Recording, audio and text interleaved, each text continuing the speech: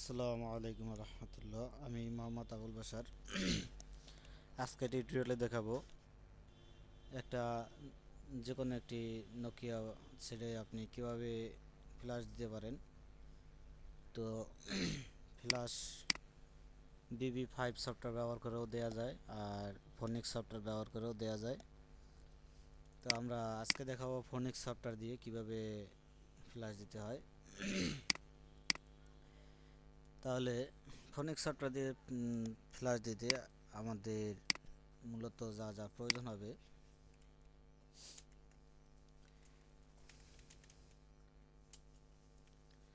আপনার মোবাইলের সাথে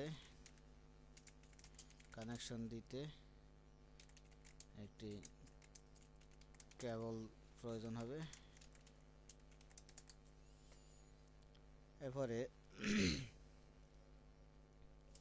ফোনিক্স সফটওয়্যার প্রয়োজন হবে, পিসি সুইট অথবা ওবি সুইট। আপনার মোবাইলের সাপোর্টের যে সফটওয়্যার ওইটা ব্যবহার করবেন। অনেক সফটওয়্যার অনেক সেট পিসি সুইট ব্যবহারের প্রয়োজন হয়, আবার অনেক সেট আছে যেগুলো পিসি সুইট সাপোর্ট করে না, ওবি সুইট। তো যেটা সাপোর্ট করে ওটা আপনি ব্যবহার করবেন। এই সাধারণত এই দুটোই লাগবে, আর আপনার লাগবে নোকিয়ার ফ্ল্যাশের যে সফটওয়্যার, ওই সফটওয়্যারটি লাগবে। তো আমরা কাজ শুরু করি। আমরা সফটওয়্যারগুলো ইনস্টল করেছি। সফটওয়্যারগুলো আপনাদের সোর্স ফাইলের সাথে দেওয়া থাকবে, আর যদি ভুলক্রমে দেওয়া না হয় তাহলে আপনি ইন্টারনেট থেকে ডাউনলোড করতে পারবেন সার্চ দিয়ে, অথবা আমাদের গ্রুপে আমাদের ফেসবুক গ্রুপে আপনি পোস্ট করতে পারেন। আমাদের ফেসবুক গ্রুপ ঠিকানা হলো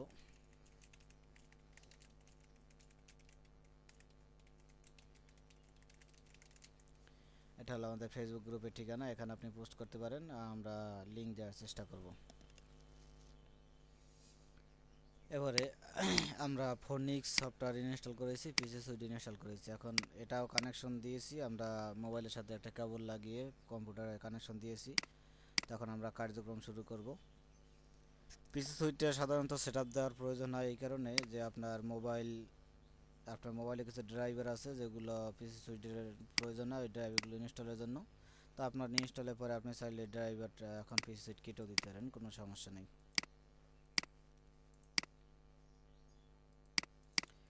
যাই হোক, তো আমরা কাজ শুরু করি। আমরা ফোনিক্স সফটওয়্যারটি ওপেন করি।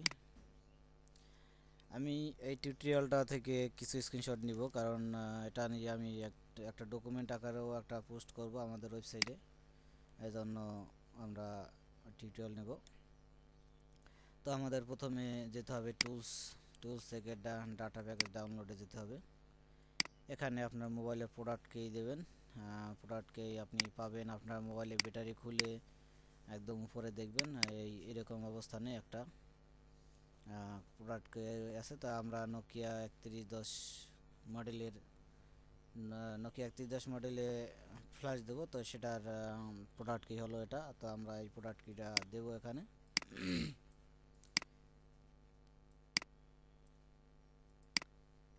0550542।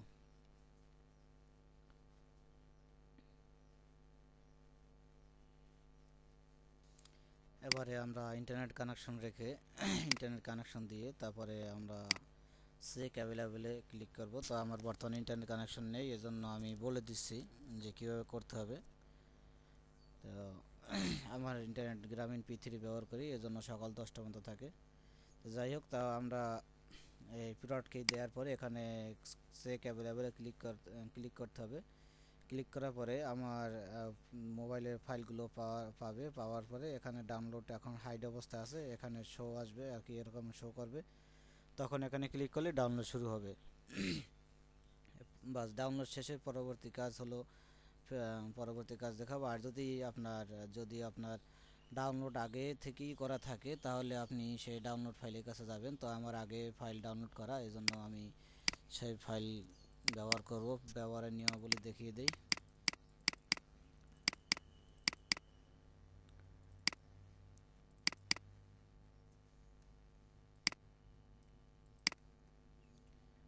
ফাইল আগে থেকে ডাউনলোড করা আছে, এজন্য আমি আপনার যদি আগে থেকে ডাউনলোড করা থাকে তো সে ফাইলগুলো আপনি কপি করবেন। তো আমি কপি করলাম। এবারে আমার যেতে হবে এই লোকেশনে, সি ড্রাইভে, তারপরে document, all user, application data, Nokia. এরপরে আপনি হয়তো এই ফোল্ডারগুলো নাও পেতে পারেন, তো এই ফোল্ডারগুলো না পেলে এখানে করবেন। তো আমি লোকেশনগুলো আবার দেখিয়ে দেব। এখানে কিছু আছে কপি করা, তো এটা আমরা ডিলিট করে দিই, পেস্ট। তা আমরা দেখেন যে আপনার এই লোকেশনে যাবেন। আমরা এমএসওডিটিকে নিয়ে দেখাই। এই রকমের আপনার এই লোকেশনে পেস্ট করবেন। প্রথমে সি ড্রাইভে যাবেন, ডকুমেন্ট অ্যান্ড সেটিংস ফোল্ডারে যাবেন, এরপরে সেটার ভিতরে অল ইউজারে যাবেন। অল ইউজার ফোল্ডারটি যদি আপনার না দেখা যায় তাহলে টুলস থেকে অপশনে যাবেন, এবারে ভিউতে যাবেন, ভিউ থেকে এখানে শো হিডেন ফোল্ডার, ফাইল্যান্স ফোল্ডার এটাতে দেবেন। তাহলে আপনার এইগুলো শো করবে, কারণ এগুলো হিডেন করা ফাইল, এই জন্য আপনার সামনে শো করে না। তো এটা দিলে শো করবে। তো আমাদের শো করানো আছে। এবারে অ্যাপ্লিকেশন ডাটায় যাবেন, অ্যাপ্লিকেশন ডাটা থেকে নোকিয়ায় যাবেন। যদি হ্যাঁ নোকিয়া যাবেন, নোকিয়ার পরে সম্ভবত এই ফোল্ডারগুলো থাকে না, এই ফোল্ডারগুলো আপনার করে নিতে হবে। তো আমি অনেক আগে করেছিলাম, এজন্য এখন করা আছে। তো যদি প্যাকেজ নামে কোনো ফোল্ডার না থাকে করে নেবেন। তার ভিতরে আবার প্রোডাক্ট নামে একটা ফোল্ডার করবেন, যদি থাকে লাগবে না।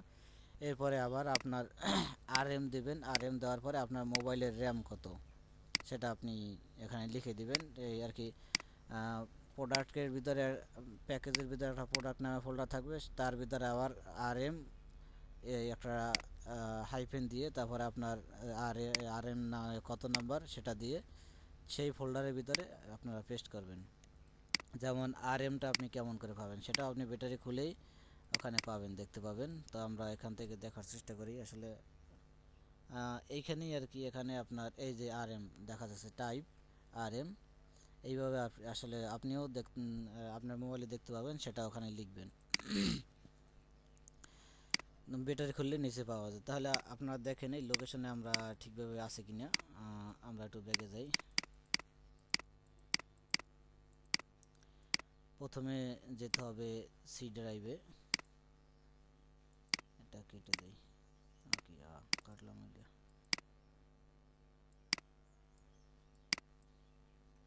আমরা সি ড্রাইভে গেলাম, এবারে ডকুমেন্ট অ্যান্ড সেটিংস ফোল্ডারে গেলাম, সেখানেও এবারে অল ইউজারে গেলাম। এবার অ্যাপ্লিকেশন ডাটায় যাব, গেলাম। এবারে নোকিয়া নামে ফোল্ডারে গেলাম, এই যে নোকিয়া নামে ফোল্ডার। এবারে প্যাকেজ নামে ফোল্ডার, প্যাকেজে গেলাম। প্রোডাক্টস নামে ফোল্ডার, সেখানে গেলাম। আরএম দিয়ে তারপর আপনার এই নাম্বার, আপনার মোবাইলের নাম্বার, এই আরএম নাম্বারটা দিয়ে একটা ফোল্ডার করবেন, সেটার ভিতরে আপনার ডাউনলোডকৃত ফাইলগুলো রাখবেন। তো এখানে আপনি যদি এখান থেকে ডাউনলোড করেন তাহলে সরাসরি ওখানে গিয়েই থাকবে, তাহলে আর আপনার আর কি এইভাবে এই কাজগুলো করা লাগবে না। তো আমরা এটা করলাম। ডাউনলোড শেষে এবারে এটা কেটে দিবেন। তো এটা কেটে দেওয়ার পরে এখানে অবশ্যই আপনি নো কানেকশন সিলেক্ট করে রাখবেন, বাধ্যতামূলক। এবারে ফাইলে যাব, আমরা ফাইলে গিয়ে ওপেন প্রোডাক্ট এখানে দেব। এখানে দিলে অনেক আপনার আসবে, নাম্বার আসবে, সেখানে আপনার মোবাইলের মডেল নাম্বারটি সিলেক্ট করবেন। এখানে আপনার মডেল নাম্বার কত, তো আমার নোকিয়া মডেল নাম্বার হলো নোকিয়া 3110 ক্লাসিক আর কি। তো যদি দেখেন যে আপনার নোকিয়া মোবাইলের নামটি এখানে লেখা নেই, যেমন আমার নোকিয়া 3110-এর নামই এখানে পাওয়া যায় না খুঁজে, তাই আমার আরএম নাম্বারটা, এই নাম্বারটা দিয়ে আমি এই নাম্বারটা খুঁজবো যে এই নাম্বার এখন আছে কিনা। অনেকগুলো আছে যেগুলো কোনো মোবাইলের নাম নেই কিন্তু আরএম নাম্বার দেওয়া আছে। তো এরকমের আমরা খুঁজবো, যেহেতু আমাদের নোকিয়া 3110-এরও কোনো নাম নেই, এজন্য আমরা এটা কপি করে এখানে সার্চ করে দেখি। হ্যাঁ, এই নামে পাওয়া গেছে, কিন্তু আসলে নোকিয়া আরএম তো মডেল নাম্বার লেখা নেই, কোনো সমস্যা নেই, শুধু আপনার আরএম এই নাম্বারটা মিললে সেটাতে সিলেক্ট করতে পারবেন। তো আমরা এটাতে ক্লিক করলাম। এখানে একটা স্ক্রিনশট নিব আমি, কারণ এগুলো নিয়ে আবার বাংলা আকারে আমি আমার ওয়েবসাইটে দিব। RM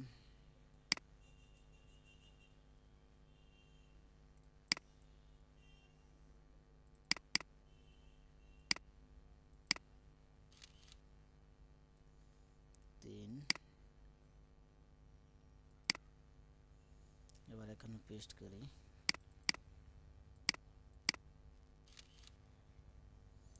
সাইড এটা সিলেক্ট করে এবার আমরা ওকে দিলাম। ওকে দেওয়ার পরে আমাদের কাজ হলো এবারে ফ্ল্যাশে যাব, ফ্ল্যাশে গিয়ে এটাতে দেব আপডেটে। আপডেটে দেওয়ার পরে আমরা দেখতে পাচ্ছি এখানে একটা উইন্ডো এসেছে, এখানেও আমরা একটা স্ক্রিনশট নিয়ে রাখবো।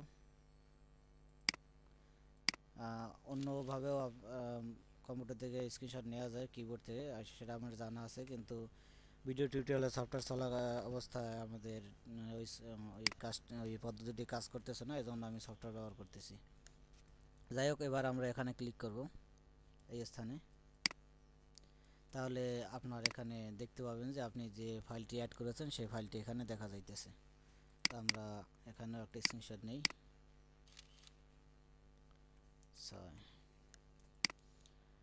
আর যদি আপনি দেখতে পান যে এখানে আপনার দেয়া ফাইলটি শো করে নাই, তাহলে আপনি অবশ্যই এই বানানগুলো চেক করবেন যে আসলে বানানগুলো আপনার লেখা কোথাও ভুল আছে কিনা। এই ফোল্ডারগুলো করার সময় আপনার কোথাও ভুল আছে অবশ্যই। তো আমরা এখানে পেলাম, এবারে আমরা এটা সিলেক্ট করব, সিলেক্ট করে ওকে দেব। ওকে দেওয়ার পরে আমরা এবারে ডেট ফোন ইউএসবি ফ্ল্যাশ, এটাতে আমরা ক্লিক করব, টিক দেব। তাহলেই দেখা যায় যে দেখুন এখানে এগুলো আপনার হিডেন অবস্থা আছে, তাই আমরা এখানে টিক দিলে এটা শো করতেছে। তো এখানেও আমরা একটা স্ক্রিনশট নেই। 7 বিস্তারিত আর কি পরে লিখে রাখবো, এই জন্য আর কি স্ক্রিনশটগুলো এখন নিয়ে রাখি। তো এখন সর্বশেষে আমরা এখানে ক্লিক করব, এখানে ক্লিক করলে আমাদের ফ্ল্যাশের কার্যক্রম শুরু হয়ে যাবে। তো আমরা শুরু করি। আমরা লাইনেই থাকব, ভিডিও টিউটোরিয়াল হতে থাকবে যতক্ষণ সময় লাগে।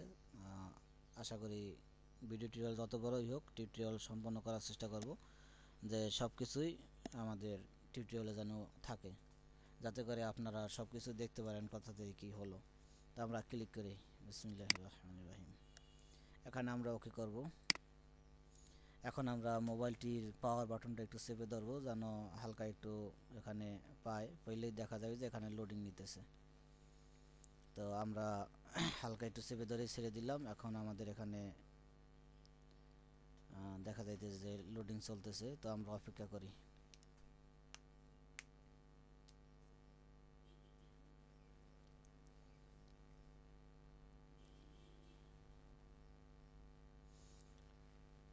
এরপরে আমরা আবার BB5 থেকে কোনো একটা, আবার যখন BB5 থেকে কোনো মোবাইল ফ্ল্যাশ দেবো তখন টিউটোরিয়াল করে রাখবো, আশা করি আপনাদের প্রয়োজন হবে। নোকিয়া মোবাইলে সাধারণত দুটোই কাজই জনপ্রিয়, যে ফোনিক্স এবং BB5 দিয়েই বেশিরভাগ ইনস্টল ফ্ল্যাশ দেওয়া হয়। তো আমরা বর্তমানে ফোনিক্স সফটওয়্যার দিয়ে ফ্ল্যাশ দেওয়ার পদ্ধতি দেখতেছি, আর BB5-এর পদ্ধতি আমরা পরবর্তী কোনো এক টিউটোরিয়ালে দেখানোর চেষ্টা করব। তো আমরা দেখি চলতে থাক কাজ।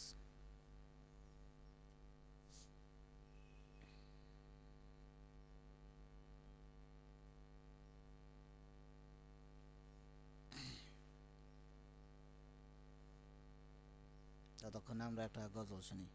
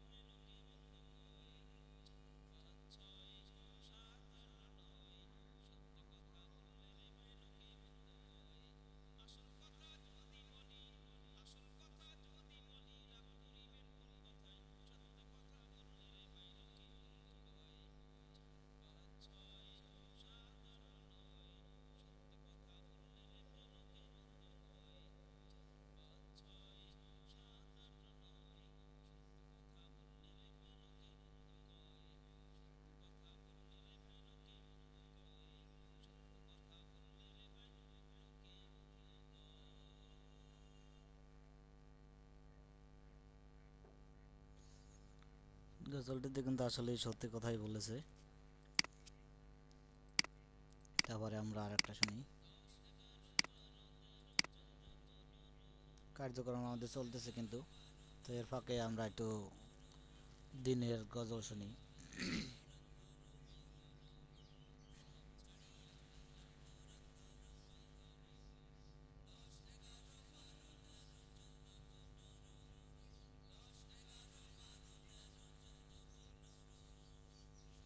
আমরা এখানে মোবাইল ড্রাইভ ফ্লাশিং কমপ্লিট।